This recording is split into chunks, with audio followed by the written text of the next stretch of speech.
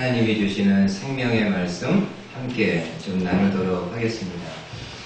특별히 오늘은 예배가 끝난 다음에 공동의회가 있어서 좀 하나님의 말씀을 간략하게 좀 함께 나누도록 하겠습니다. 오늘은 사무엘상 3장 1절 1절의 말씀을 가지고 한 가지 내용만을 여러분들과 함께 나누도록 하겠습니다. 짧은 말씀이지만은요, 그 내용은 대단히 중요한 내용입니다. 그래서 여러분들이 열린 마음을 가지고 또 하나님 말씀 경청하는 마음을 가지고 함께 말씀 나누는 시간 갖도록 하겠습니다. 여러분 히브리서 12장에 보면은 이런 말씀이 있습니다. 한번 화면을 통해서 보십시오. 주께서 그 사랑하시는 자를 징계하시고 그가 받아들이시는 아들마다 채찍질하심이라 하였으니 징계는 다 받는 것이오늘 너희에게 없으면 사생자요 친아들이 아니니라. 여러분 이 말씀은 하나님이 택하고 사랑하는 사람은 혹 그가 잘못된 길로 간다 할지라도 하나님이 침묵하지 않고 말씀을 통해서 책망하시거나 혹은 고난을 통해서라도 다시금 그를 돌이키신다라는 말씀입니다. 그러기에 성도에게 있는 고난은요, 쉽게 설명할 수 있는 문제는 아니지만은 그럼에도 우리에게 있는 고난은 크게 두 가지 중에 하나로 생각해 볼 수 있습니다. 하나는 내가 잘못해서 겪는 고난입니다. 여러분 이거는 고난이라고 좀 하기에는 뭐하고요. 내가 잘못했기 때문에 겪는 대가고 겪는 어려움이라고 할 수 있습니다. 그러나 이런 것이 아니고 그냥 신앙적인 차원에서 받는 고난이라고 한다면은 그 고난은 나를 향한 하나님 사랑의 또 다른 표현이라고 말할 수 있습니다. 하나님이 저와 여러분들을 사랑하기 때문에 책망, 쓴소리 하시는 거고 하나님이 우리를 사랑하시기 때문에 관심이 있으시기 때문에 고난을 통해서라도 깨닫기 원하는 마음을 가지시려는 겁니다. 근데 여러분 반면에요. 침묵은 사일런스. 침묵은요. 대단히 무서운 겁니다. 특별히 성도에게 하나님이 침묵하신다? 이거는 대단히 위험한 상황을 보여주는 하나의 신호와도 같습니다. 여러분 누군가가 잘못된 일을 하고 잘못된 길을 가는데도 불구하고 아무도 그에게 아무런 책망의 말도 하지 않는다고 하면은 그 사람은 처음에는 편안하고 좋을지 모르겠지만 결국 그 사람은 멸망의 길로 갈 수밖에 없습니다. 마찬가지로 하나님의 자녀가 있는데 이 하나님의 자녀가 잘못을 행하고 잘못된 길로 가는데도 불구하고 하나님이 그를 향해서 아무 말씀 하지 않는다라는 것은 대단히 위험한 상황입니다. 여러분 하나님이 침묵하신다는 것은 다르게 표현하면요, 하나님이 그 사람을 내버려 두는 것, 그냥 내버려 두는 것. 여러분 하나님이 내버려 두신다라는 것을 신학적인 용어로는 하나님의 육이라고 이야기합니다. 누군가가 죄를 짓고 누군가가 죄와 더불어 살아가는데도 불구하고 하나님이 그냥 그를 내버려 두는 겁니다. 여러분 하나님이 내버려 두는 사람은 결국에는 하나님의 심판을 받아서 멸망할 수밖에 없는 사람입니다. 그러기에 하나님의 침묵은 하나님이 성도를 향해서 말씀하지 않는 것은 그 자체가요, 하나님의 준엄한 심판이라고 생각할 수 있습니다. 성도들의 의심 중에 하나가 이겁니다. 그리고 저도 그런 힘든 마음이 있고요. 이렇게 세상 사람들 볼 때 불의한 사람들이 형통합니다. 불의한 사람들이 잘 삽니다. 더 화가 나는 거는 본인 당대에만 형통한 것이 아니라 자자손손 형통합니다. 자자손손 가난도 모르고 연약한 것도 모르고 너무나도 떵떵거리며 잘 삽니다. 그런 모습을 바라볼 때마다 많은 성도들이 하나님을 향해서 항변합니다. 하나님, 왜 하나님 아무 일도 하지 않습니까? 저 불의한 사람들을 향해서 왜 아무 말씀도 하지 않습니까? 솔직히요, 왜 하나님이 그렇게 하시는지 하는 것처럼 보이는지 저도 잘 모르겠습니다. 근데 여러분, 한 가지 생각해 볼 수 있는 것은 오늘 말씀에 따라서 하나님이 불의한 자를 향해서 침묵하시는 것은 그 자체가요, 그를 향한 하나님의 준엄한 심판으로 생각할 수 있습니다.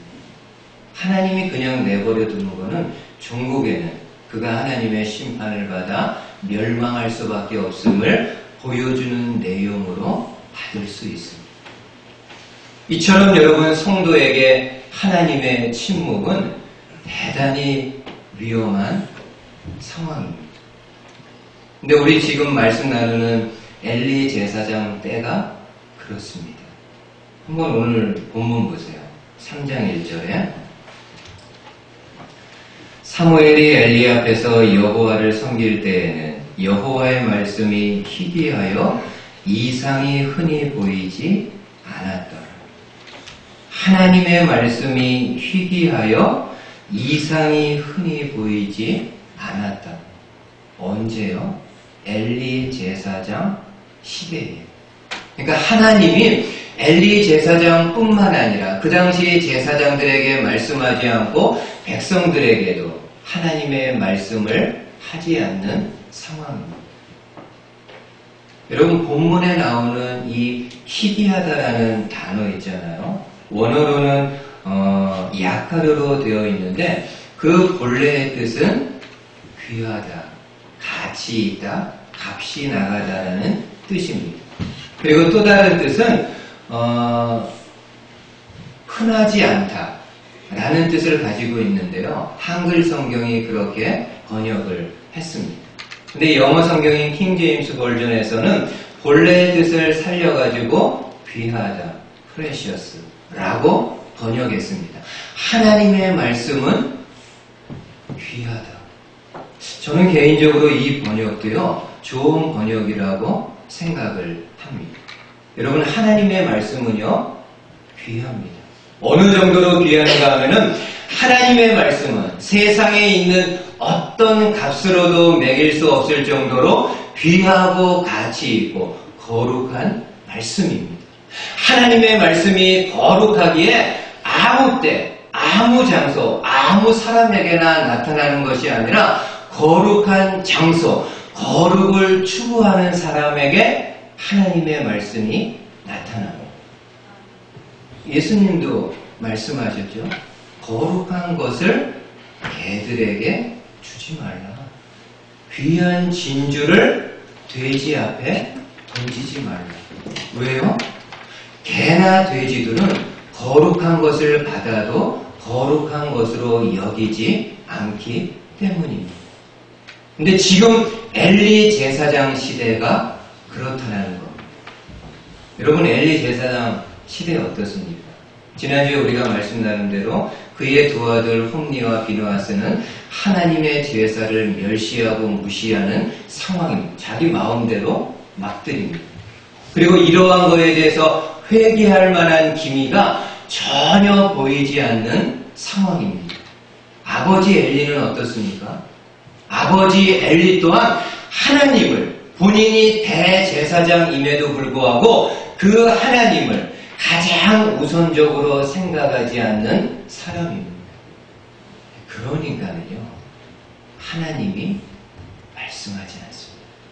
하나님이 말씀하지 않으니까는 그 시대는요, 하나님의 말씀이 희귀한 시대가 될 수밖에 없음을 보여주고 있습니다. 여러분, 이사야서에 보면은요, 이런 말씀이 있어요. 한번 마지막으로 화면 보십시오. 이사야 선지자가 이렇게 이야기합니다. 너희가 손을 펼 때에 내가 내 눈을 너희에게서 가리고 너희가 많이 기도할지라도 내가 듣지 않는다. 왜냐하면 너희의 손에 피가 가득하기 때문이다. 이게 무슨 말인가요?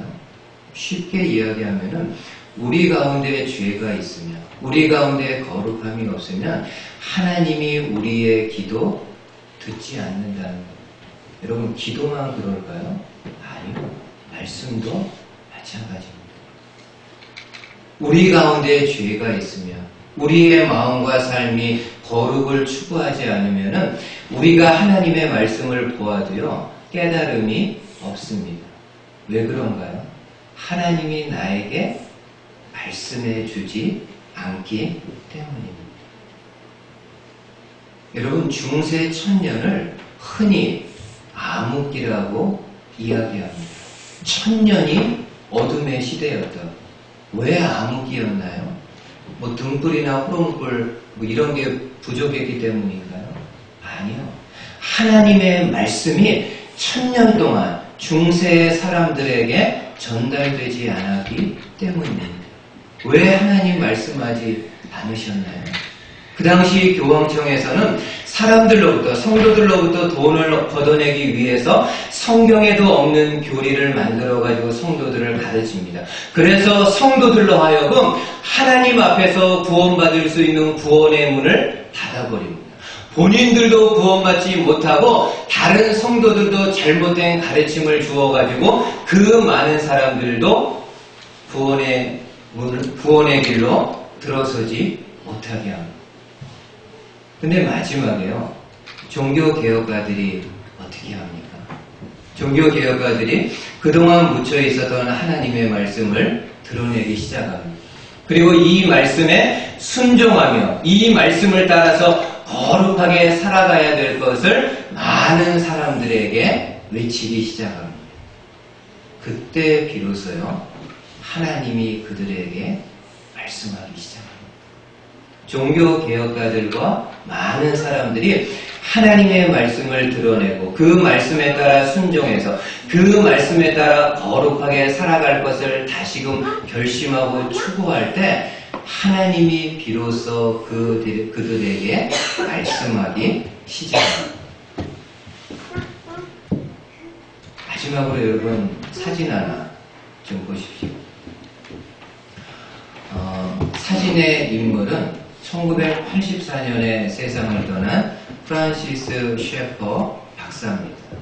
이 셰퍼 박사는 미국의 복음주의 운동가로 이분이 쓴 많은 책들이 젊은이들 또 많은 크리스찬들에게 큰 영향을 주었습니다. 제 기억으로는 작은 책이지만은요, 소책자지만은 이성으로의 도피 같은 책은 굉장히 탁월한 그런 책입니다. 이 셰퍼 박사가 말년의 암으로요, 굉장히 힘든 시간, 힘든 투병의 기간을 보내게 됩니다. 그리고 결국에는 암으로 이제 세상을 떠나게 됩니다. 이제 셰퍼 박사가 몸이 점점 이렇게 쇠약해지는 가운데에서도요, 사람들을 향해, 특별히 그리스도인들, 특별히 많은 젊은이들을 향해 가지고 유언과도 같은 메시지를 남깁니다. 한번 여러분 들어보세요. 뭐라고 죽어가면서 호소했는가 하면은, 사랑하는 여러분, 행복을 삶의 목표로 삼지 마십시오. 이게 무슨 말인가? 행복해야지. 이왕 태어났으면은 행복하게 살고 행복을 추구해야 되지 않나? 그럼에도요, 행복을 삶의 목표로 삼지 마십시오. 그것은 예수님을 믿지 않는 사람들도 구할 수 있는 것입니다. 그것은 그리스도인이 마땅히 구할 바가 아닙니다. 오늘날 그리스도인들의 문제는 행복은 구하지만 거룩은 구하지 않는 데 있습니다. 거룩한 삶을 추구하십시오. 거룩한 삶을 사모하고 추구하십시오. 여러분, 저와 여러분들이요, 부족하지만은 거룩한 삶 살 것을 선포하고 거룩한 삶을 추구하며 나갈 때 과연 우리에게 어떤 일이 일어날까요? 하나님이 말씀하기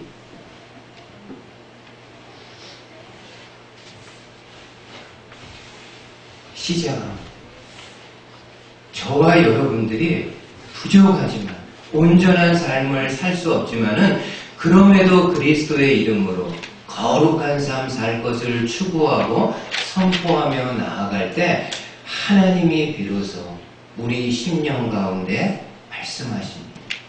하나님의 말씀은 거룩하기에 내 마음이, 내 삶이 거룩함을 향해 나갈 때 비로소 저와 여러분들의 마음 가운데 진짜 하나님의 말씀, 하나님의 음성이 들려지게 됩니다.